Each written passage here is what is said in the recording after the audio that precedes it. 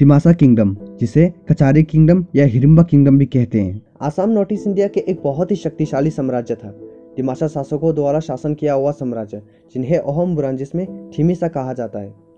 कचारी साम्राज्य और अन्य जनजातियों के साम्राज्य जैसे कमाता, चूतिया उदाहरण है मध्यकालीन आसाम में प्राचीन कमरूपा साम्राज्य से विकसित होने वाला।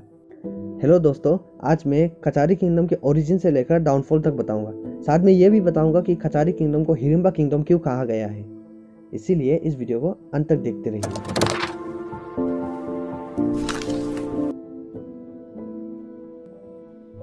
कचारी साम्राज्य की शुरुआत स्पष्ट नहीं है, लेकिन कुछ हिस्टोरियंस यह अनुमान लगाते हैं कि कचारी साम्राज्य की शुरुआत कमरूपा साम्राज्य के मेलिचेसा डायनेस्टी से शुरू हुई होगी। कुछ लोगों का मानना यह भी है कि उनकी शुरुआत साडिया रीजन से शुरू हुई होगी, क्योंकि दिमासा लोगों की संस्कृति और मान्यता चूतिया जनजातियों से मिलती है और दिमासा लोगों की देवी खिचाई खाइती, जो कि विभिन्न जनजातियों के बीच सामान्य है, जैसे बोरो कचारी, राभा, टीवा, कोच इत्यादि, वो भी चूतिया जनजातियों के लोगों से मिलती है। इस बात का प्रमाण अहोम की बुरांजिस भी देती है कि अहोम के पहले राजा सुखापा ने उन्हें तिरप में देखा था, जो कि वर्तमान में अरुणाचल प्रदेश के अंदर है। लेकिन दिमासा लोगों के अनुसार उनका प्रदेश पहले कामारूपा में था। उनके राजा हत्सुंगसा या हशिंगसा के वंशवाली थे, लेकिन बाद में राजनीतिक उथल पुथल होने के कारण उन्हें कामारूपा छोड़ना पड़ा। और जब वे ब्रह्मपुत्र नदी पार कर रहे थे, तब कुछ लोग नदी के साथ बह गए, इसलिए उन्हें दिमासा कहा गया। दी यानी कि पानी, मासा यानी कि पुत्र, अर्थात विशाल नदी का पुत्र। पुरानी कथा के अनुसार हशिंगसा या हशिंगसा एक असाधारण लड़का था, जिसका पालन पोषण दिमापुर के सामने जंगल में बाघ और बाघिन द्वारा किया गया था। लगभग 13वीं शताब्दी तक कचारी साम्राज्य ब्रह्मपुत्र के साउदर्न बैंक्स तरफ फैल चुकी थी, शिवसागर की दिखाऊ नदी से लेकर नौगांव के कलंग नदी तक, और साथ ही धनश्री और वर्तमान के दिमा हसाओ के क्षेत्र भी शामिल था। दिमापुर को राजा चक्रध्वज द्वारा स्थापित किया गया था, जोरहाट के गिरगांव स्थान से आने के बाद। बुरंजिस के अनुसार कचारी लोग धनश्री के पूर्वी क्षेत्र को अहोम के आने से पहले ही छोड़ चुके थे, और उस समय चूतिया साम्राज्य उत्तर पूर्वी की तरफ और कमाता साम्राज्य और बोरबोहेंस पश्चिम की तरफ रह रहे थे। दिमापुर में कचारी साम्राज्य के अवशेष अब भी है, और वहाँ के स्थानीय लोग अवशेषों को चेस पीसेस कहते हैं, यानी कि दिमाराजा के शतरंज के टुकड़े। अपर असम की तरफ कचारी राजाओं द्वारा बनाए गए प्राचीन मंदिरें ईंटों से बने हुए थे, जो अहोम के आने से सदियों पहले से था, जो दर्शाता है कि कचारियों को ईंटों से इमारतें बनाने की कला आती थी। चूतिया और कचारी साम्राज्य के बीच में अहोम आ चुके थे, और अहोम साम्राज्य के साथ पहला मुठभेड़ 1490 में हुआ, जिसमें अहोम्स हार गए और अहोम की राजकुमारी को कचारी राजा पर सौंपना पड़ा। साथ ही कचारियों ने धनश्री और आसपास के क्षेत्रों को भी कब्जे में ले लिया। परंतु पराजय के बाद अहोम शासकों और भी ज़्यादा शक्तिशाली बन रहा था और कचारी लोगों को पश्चिम की ओर धकेल रहा था। 1526 में अहोम के राजा सोहोंगबुंग ने कचारी पर फिर से हमला किया, जिसमें कचारी लोगों को ही जीत मिली। परंतु उसी साल अहोम्स ने कचारियों पर दोबारा हमला किया, जिसमें अहोम्स को जीत मिली। 1531 में दिमासा के राजा खुनकारा ने अपना भाई देत्सा को अहोम्स को मुरागे क्षेत्र से भगाने के लिए भेजा, परंतु कचारी सेनाओं हार गए और कचारी के सेनापति को भी मार दिया गया। जिसके बाद अहोम सेनाओं कचारी की राजधानी दिमापुर तक पहुंच गए और अहोम के सेनाओं ने जोरदार हमला किया। जब अहोम सेनाओं ने कचारी लोगों पर हमला किया, तब दिमासा कचारी लोगों ने अपने बचाव के लिए गाय के पीछे छिपा, जिसके कारण दिमासा कचारी लोग गाय को अशुभ मानते हैं। कचारी साम्राज्य के राजा, उनकी माँ, राजघरानों के कई सदस्यों का हत्या किया गया, और इसके बाद अहोम्स ने विजय घोषित कर दी। और अपनी विजय के बाद अहोम्स ने देत्सुंग को दिमापुर का राजा बनाया, एनुअल टैक्सेस 20 हाथियों और 1 लाख मुद्रास के साथ। लेकिन कुछ सालों बाद अहोम द्वारा बनाया गया राजा देत्सुंग ने अहोम्स पर विद्रोह किया, जिसके कारण सन 1536 में अहोम्स ने दिमापुर पर फिर से हमला किया और इस बार दिमापुर को छीन लिया गया। दिमासा लोगों को दिमापुर त्यागना पड़ा और वे दक्षिण की ओर बढ़ते हुए माईबांग में अपना नया राज्य स्थापित किया। माई यानी कि दान या चावल, बांग यानी कि बहुत सारा, अर्थात बहुत सारा धान या चावल मिलने वाला स्थान। माईबांग में दिमासा कचारी राजाओं ब्राह्मण के प्रभाव में आए और देत्सुंग के पुत्र को हिंदू नाम दिया गया, निर्भय नारायण। और अपने ब्राह्मण गुरु को धर्माधि के रूप में स्थापित किया, जो बाद में राज्य का महत्वपूर्ण संस्थान बन गया। दिमासा की देवी खिचाई खैती उसको भी रानाचंदी में परिवर्तित किया गया हिंदू धर्म अपनाने के कारण।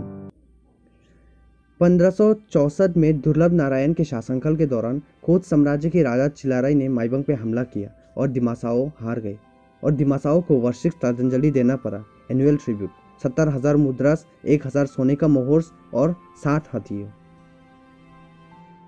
अगला, तिमारुओं को लेकर कछारी और जैंता साम्राज्य के साथ मुठभेड़ होने के बाद युद्ध हुआ और जैंता राजा धनमनिक हार गए। धनमनिक की मृत्यु के बाद दिमासा कछारी राजा शत्रुडामन ने जसामानिक को सिंहासन पर बिठाया, जिसने दिमासा कछारी को अहोम के साथ फिर से मुठभेड़ पैदा करने की कोशिश की थी। शत्रुडामन बहुत ही शक्तिशाली राजा था, जिसने दिमारुआ, उत्तर कछार, धनसरी घाटी, संतल कछार और सिलेट के पूर्वी क्षेत्र को कब्जे में ले रखा था। अपने सिलेट की विजय प्राप्ति पर उसने सिक्के पर अपना नाम गाड़ा था। लगभग 1644 में बिरदर्पण नारायण के शासनकाल के दौरान दिमासा कछारी लोगों धनसरी घाटी को पूरी तरह छोड़ चुके थे और दिमासा और अहोम साम्राज्य के बीच बैरियर बाधा बना रहा था। लेकिन 1706 में अहोम्स ने माइबंग में फिर से आक्रमण किया और इस बार कछारी लोगों को माइबंग छोड़ के खासपुर जाना पड़ा।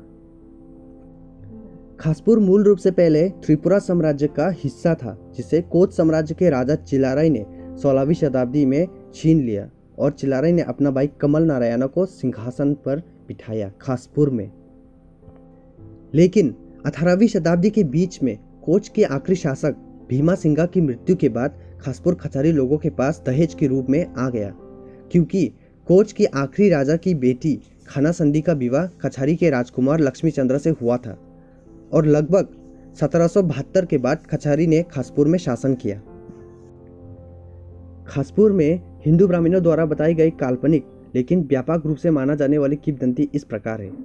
बंदवास के दौरान पांडवस कछारी साम्राज्य में आए, जहां भीमा को हिडिंबा की बहन हिडिंबी से प्रेम हो गया और भीमा ने गंधर्व तंत्र के अनुसार हिडिंबी से विवाह की और उनका पुत्र घटोत्कचा हुआ, जिसने कछारी साम्राज्य को कई दशकों तक संभाला।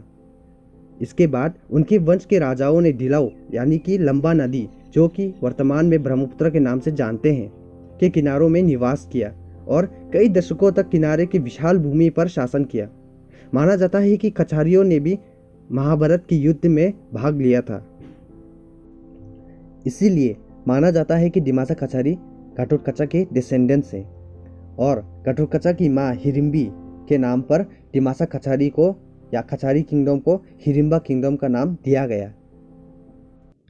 खासपुर में दिमासा कछारी साम्राज्य 19वीं शताब्दी के अंत में बर्मिस के कब्जे में आ गया, लेकिन दिमासा के आखिरी राजा गोविंद चंद्र हसनू को सिंहासन पर फिर से बिठाया गया अंग्रेजों द्वारा 1826 के ट्रेटी ऑफ यंदबू के बाद। लेकिन अपने सिंहासन पर बैठने के बाद वो सेनापति तुलाराम को अपने बात मनवाने में, उसको अपने नियंत्रण में रखने में असमर्थ रहे। सेनापति तुलाराम ने राजा गोविंद चंद्र हसनू के खिलाफ विद्रोह किया और उसने माहुर नदी, नागा पहाड़ दक्षिण की ओर, दोयंग नदी पश्चिम की ओर, धनसरी नदी पूर्व की ओर और जमुना और दोयंग उत्तर की ओर क्षेत्र को कब्जे में ले रखा था। परंतु सन 1830 में दिमासा कछारी के आखिरी राजा गोविंद चंद्र हसनू की मृत्यु के बाद अंग्रेजों ने उस क्षेत्र को कब्जे में ले लिया और उसे कछार जिले बना दिया गया। बाद में सेनापति तुलाराम की मृत्यु के बाद उसके क्षेत्र को भी अंग्रेजों ने कब्जे में ले लिया, उसे नॉर्दर्न कछार बना दिया गया और इसी के साथ अंग्रेजों के आने के बाद कछारी साम्राज्य का अंत हो गया। और अंग्रेजों के आने के बाद कछारी साम्राज्य के विभाजन किस प्रकार हुआ, अगर आप उसके बारे में जानना चाहते हैं तो ऊपर आई बटन में और नीचे मैंने लिंक डाल दिया है समुदन फोंगलो का वीडियो, आप वहां जाके देख सकते हैं। और अगर आपको ये वीडियो अच्छा लगा हो तो प्लीज़ वीडियो को लाइक ज़रूर कर दीजिएगा, साथ ही कमेंट और शेयर करना ना भूलिए। और अगर आप ट्राइबल हैं या ट्राइबल से संबंधित जानकारी लेना चाहते हैं तो चैनल को ज़रूर सब्सक्राइब कीजिए, साथ ही बेल आइकन दबाना ना भूलिए, ताकि जब भी मैं ट्राइबल से संबंधित वीडियो डालूँ आपको नोटिफिकेशंस मिलती रहे। धन्यवाद।